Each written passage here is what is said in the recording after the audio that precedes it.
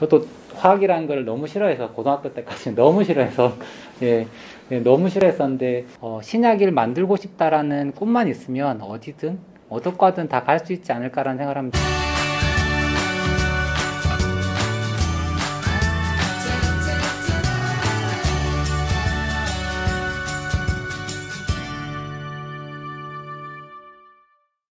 그러면 이제 이때까지 소개해 주셨던 우리 신약 개발에 관련된 여러 가지 과정들이랑 또 시설들 이렇게 소개해 주셨는데요. 네, 박사님이 이런 연구를 하게 되시는 과정까지가 좀 궁금합니다. 학생들이 어떻게 이런 진로를 삼을 수 있을지, 또 어떤 전공에서 어떤 공부를 할 수 있을지, 뭐 이런 것들에 대해서 간단하게 소개를 해 주시면 좋을 것 같습니다. 저는 신약 개발의 꿈을 간략하게 꾸고 대학교에서부터 이제 화학과를 나와서 화학과 석사를 마치고 여기 왔고요.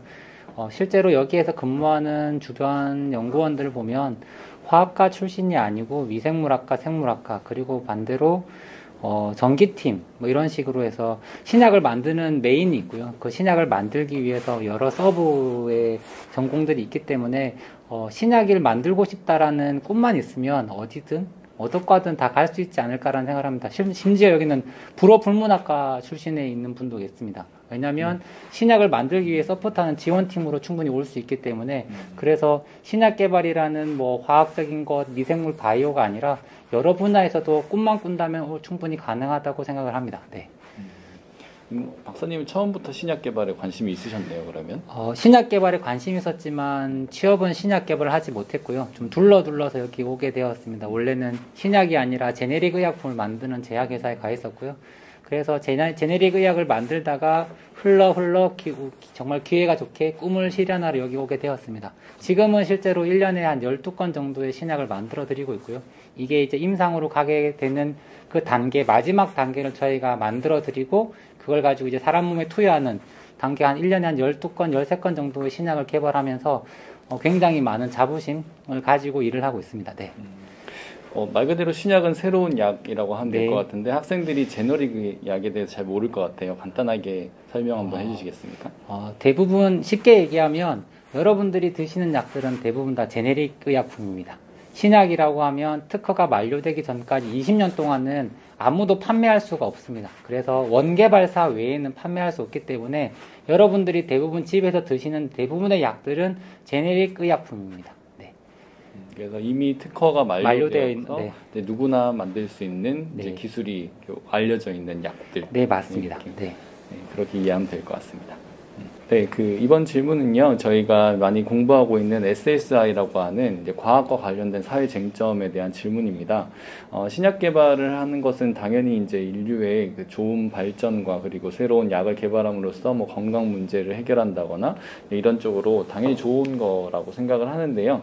이런 개발 과정 안에서도 어떤 새로운 좀 다른 이면들 그리고 또 환경에 피해를 줄 수 있는 일들이 있거나 이제 우리가 윤리적으로 쟁점이 되는 이슈들이 있을 수 있을 것 같아요. 이런 부분에 대해서 박사님의 연구 과정 속에 어떤 것들이 있는지 간단하게 소개해 주시면 좋을 것 같습니다. 쟁점이라고 할 거는 좀 표현하기 그렇지만 우선 약을 만들며 있어서 결국은 실험실 규모가 아니라 환자들이 먹을 수 있는 대량의 생산을 만들기 위해서는 저희는 합성의약품을 만들기 때문에 우선 저희 만드는 사람의 입장에서는 안전의 문제가 제일 크고요. 왜냐하면 저희가 만지는 물질들이 전부 인화성 물질, 그 다음에 폭발 위험성 물질들이 대부분이고 결국 이 위험한 것들이 잘 만들어져서 사람한테는 굉장히 유익한 약이 될 수 있지만 그걸 만드는 과정 중에는 굉장히 화재의 위험이나 폭발 위험성을 내재하고 있는 물질들이 굉장히 많이 있기 때문에 실제로 저희의 쟁점은 약을 잘 만드는 것과 함께 약을 어떻게 하면 안전하게 만들 수 있을까에 대한 고민을 참 많이 하고 있습니다. 그래서 관련되어 있는 전공과 관련되지 않은 안전과 관련되어 있는 일들에 아니면 내 몸을 어떻게 보호할 수 있는가에 대한 보호구 아니면 뭐 쉽게는 방독면은 어떤 종류를 써야 하나 이런 부분들까지 세심하게 고민하면서 진행을 하고 있고요. 설례로 제가 제약회사에 있을 때는 항생제를 만드는 일들을 하였습니다. 항생제를 만들 때는 항생제를 만드는 연구원들도 항생제에 내성이 생겨서 실제로는 굉장히 독한 항생제를 만들게 되면 수술실에서 만드는 우리가 원내 처방이라고 하는 병원에서만 처방할 수 있는 슈퍼 항생제들이 있습니다. 그런 항생제들을 실제로 연구원들이 만들면서 분진에 노출되고 그 항생제에 내성이 생겨서 병원에서는 실제로 이 항생제를 쓰지 못하는, 그래서 항생제를 쓰지 못해서 굉장히 더 힘들어지는 일들을 설례로 경험한 적이 있어서 이런 부분에 대한 연구원들의 안전에 대한 고민들을 계속 같이 했었습니다. 여기도 마찬가지였고 전 직장에서 마찬가지였고 어느 곳에서든 연구원들의 안전, 1번은 연구원들의 안전이 우선이라고 저는 생각을 합니다. 네. 굉장히 심각한 문제가 생길 수 있었던 것들이 있네요. 네. 항생제에 내성이 생겼다고, 슈퍼 항생제인데 내성이 생겼다고 하는 거는 정말 심각한 문제일 것 같아요. 혹시 이제 그런 일은 거의 없겠지만, 이제 신약 개발 과정에서 이제 약의 어떤 재료들이나 이런 것들이 뭐 잘못 버려져서 문제가 생긴다거나, 이제 아니면 이 개발 과정에서 뭐 이제 저희가 많이 쓰는 게 질소 탱크 같은 것들을 많이 쓰잖아요. 이런 데서 문제가 생겼던 경험 같은 거 혹시 있으실까요? 사회적으로 문제가 됐던 경우가 좀 있습니다. 항생제를 만들 때 합성의약품이 아닌, 그리고 그냥 균에서 만들어지는 것들 같은 경우는 균에서 우리가 원하는 목표하는 물질을 획득하고 나면 그 부산물들을 예전에는 바다에 폐기해서 물고기가 이 항생제 성분이 남아있기 때문에 물고기가 항생제 성분을 먹고, 반대로 우리가 그 물고기를 먹어서 우리 인체에 항생제에 내성이 생기는 이런 것들 때문에 예전에는 환경단체에서 폐기하는 과정들을 다 모니터링 해가면서까지 실제로 했었고요. 이런 것들이 문제가 되면서 이제부터는 계속 어떻게 폐기하느냐 그를 다 추적을 실제로는 또 하고 있고요. 이런 부분들에 대해서는 계속 그 규제기관에서 계속 감시를 하고 있습니다. 네. 이게 폐기가 아니라 뭐 다른 방법으로 사용하거나 하는 기술들이 혹시 개발되고 있는 것도 있을까요? 이럴 때는 보통 소각을 하면서 그 소각을 할 때 발생되는 가스, 뭐 메탄올 가스든 이런 천연물적으로 이용할 수 있는 것들을 다시 회수할 수 있는 방법들에 대한 연구들이 진행이 되어 있는 걸로 알고 있고요. 실제로 이게 산업적으로는 굉장히 어려운 분야라 아직은 계속 연구 단계에서 회수를 어떻게 할 건가, 폐기를 어떻게 할 건가에 대한 고민들을 아직도 계속 많이 하고 있습니다. 가지고서 네. 그렇게 해서 만드는 거죠. 네. 보통 양리학이라고 표현하는데요. 어떤 작용기에선 어떤 기전을 가지고 갈 거다. 우리 몸의 DNA를 어떻게 결합을 해서 약효를 발현할 거다라는 기본적인 모델링이 있고요. 그 모델링을 가지고 실제로는 다 분자 설계를 할 때, 하거나 할 때 진행을 하게 됩니다. 대부분 알려져 있는 메커니즘이 대부분이어서 요즘은 저희가 뭐 분자 모델링 AI라고 하는 것들이 대부분 이 적응증에는 어떤 구조를 가져와야 되고 그 라이브러리에는 이런 구조가 있으니까 이런 게 적합하지 않을까라는 걸로 해서 AI가 도입이 되고 있고요. 실제로는 그렇게 되어 있지만 실제로 이걸 가지고 비트로 미생물 실험을 했을 때는, 비트로나 비보 실험을 했을 때는 또 꼭 그런 이론치에 해당하는 건 아니고요. 그 외에도 우리가 헤아리지 못하는 것들을 그런 헤아리지 못하는 작용기전 때문에 사이드 이펙트로 효과가 나는 경우들도 실제로 있습니다. 우리가 대부분 많이 알고 있는 해피드러거도 마찬가지고요. 해피드러거라는 게 탈모 치료제라고 얘기하죠. 전립선 치료제로 나온 피나스테라이드라는 계열이 있는데요. 피나스테라이드가 원래는 전립선 치료제였는데 얘가 먹었더니 눈썹이 짙어졌더라. 그래서 나온 게 뭐냐면 탈모 치료제로 나오고, 이런 식으로 나온 거. 저희가 뭐 많이 알고 있는 것들 중에 하나가 그런 것들이거든요. 결국은 우리 처음에 구매하고전 작용 기전이 아닌 다른 사이드 이펙트에 의해서 나오는 것들도 있을 수 있기 때문에 꼭 한정지어서 이 작용기는 꼭 이거에 타겟이 간다, 이렇게 생각하시면 안 됩니다. 단백질의 구조가 밝혀지고 이런 것들은 지금 AI가 도입되면서 더 빨라진다는 얘기도 있는데. 네, 맞습니다.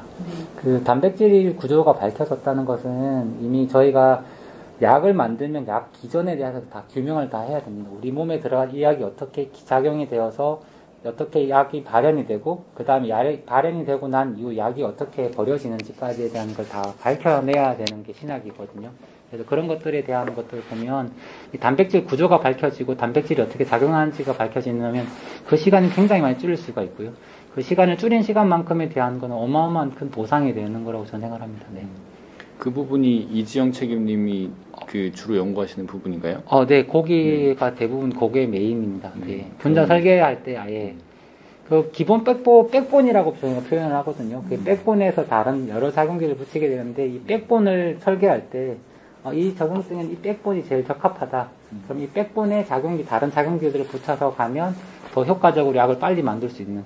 저희가 신약을 만들 때 1년에 한 수만 개의 컴파운드를 만들어서 그 중에 한 10개 정도가 이렇게 만들어진다고 본다고 보면 그게 수만 개가 아니라 수천 개에서 10개가 만들어질 수 있고 수백 개에서 10개가 만들어질 수 있고 이런 그러니까 기회 비용을 굉장히 많이 벌 수 있는 시간이 되는 거죠. 네.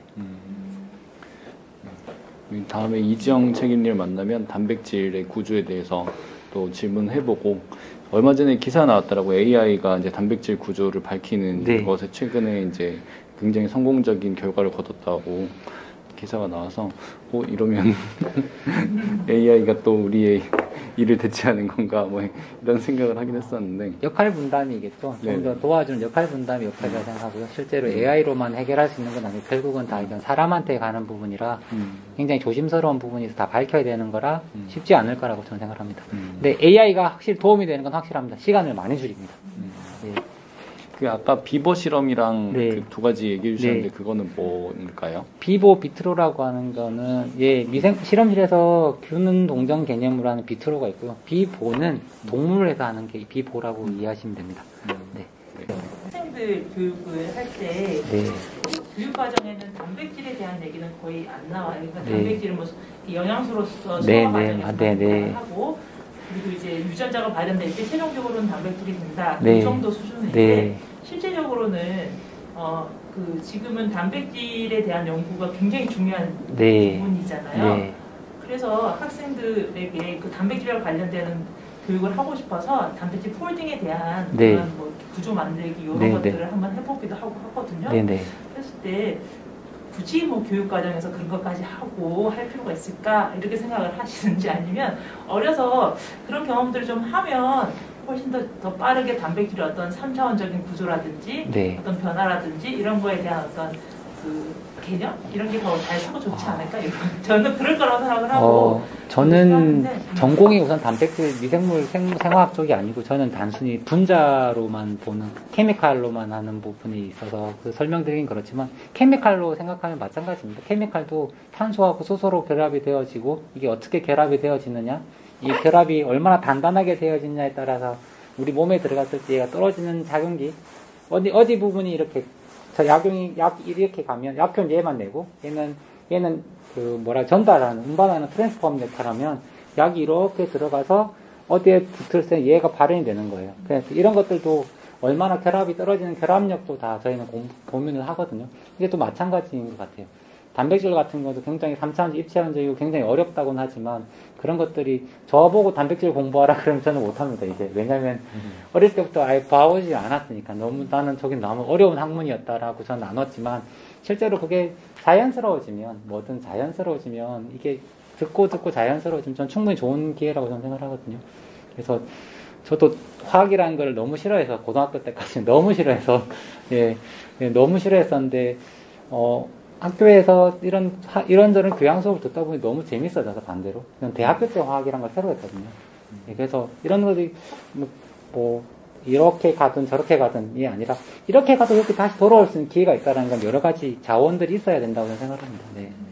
급작스러운 변화네요. 아까 대학교 화학과 졸업하셨다고 하시지 않았어요? 저는 화학과를 복수 전공을 했습니다. 네, 원래 다른 전공이었다가요. 화학이 너무 재밌어가지고 화학을 복수 전공을 해서 아예 화학으로 빠졌었고요. 원래 말씀대로 저도 선생님이 너무 하고 싶어서 교직 복수를 해서 갔는데 교직보다는 이게 연구가 더 재밌다라는 생각으로 연구의 길로 빠지게 된 겁니다. 네.